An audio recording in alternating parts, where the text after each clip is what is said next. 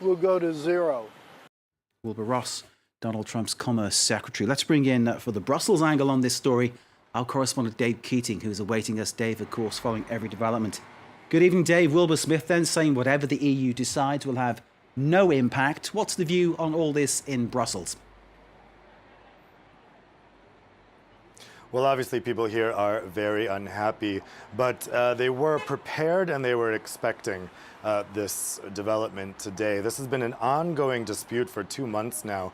President Trump first announced these tariffs back in March. In response, the EU drew up a list of products on which they would impose their own retaliatory tariffs. These are imports from the US. They include peanut butter, blue jeans, motorcycles, bourbon. So some very iconic American products, but also products that are made in some of Trump's voter base heartland. Now, there was a summit here in the building behind me in late March where they were ready to sign off on these tariffs. And then at the last moment, President Trump decided to give the European Union a 1-month exemption. Now, that 1-month exemption was renewed at the end of April. And so what we didn't know this week is whether the US government was going to roll those over again. Now, we got the news today, they would not. So immediately the EU sprung into action. Now, they've already notified the WTO in the middle of this month about these retaliatory tariffs, and that means the earliest they could actually impose them is in mid-June. But they may want to wait until late June.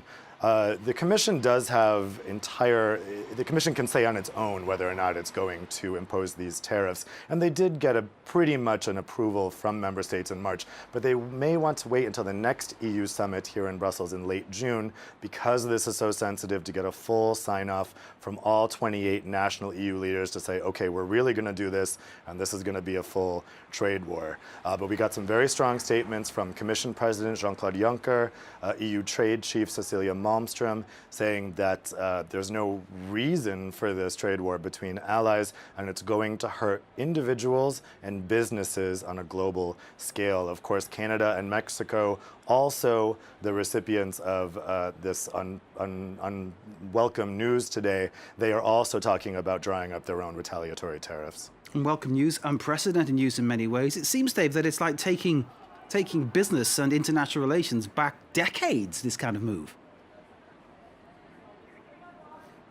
Yeah, I mean, this does have precedence. Back in 2002, there was a similar trade dispute between the EU and the US under the George W. Bush administration. The EU drew up another list of retaliatory measures, and in the end, the US backed down.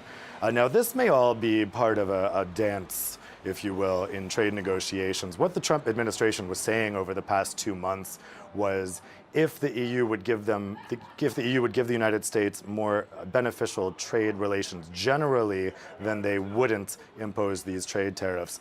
But I'm told that what the US was asking for was so outrageous, and the EU said it wouldn't negotiate with a gun to its head. And that's really, the talks broke down, and that's why we are where we are today. But from Wilbur Ross's statements, we may read this, that this is just a negotiating tactic, that this is just meant to increase the pressure on Canada and Mexico to make them do what the Trump administration wants in terms of NAFTA renegotiation, and on the EU in terms of getting a good free trade deal, formerly called TTIP, that they were negotiating before, or at the very least, a loosening of some trade restrictions with the United States. So we'll see. These trade tariffs from the US, in theory, kick in tomorrow. For the EU's part, they could kick in as early as mid-June, but I suspect probably late June, early July. Dave, you've got your work cut out. Thank you very much indeed for briefing us on that. Thanks for that analysis too. And thank you for being there when it counts. Dave Keating, our correspondent there in Brussels, at the heart of that story. Let's move on.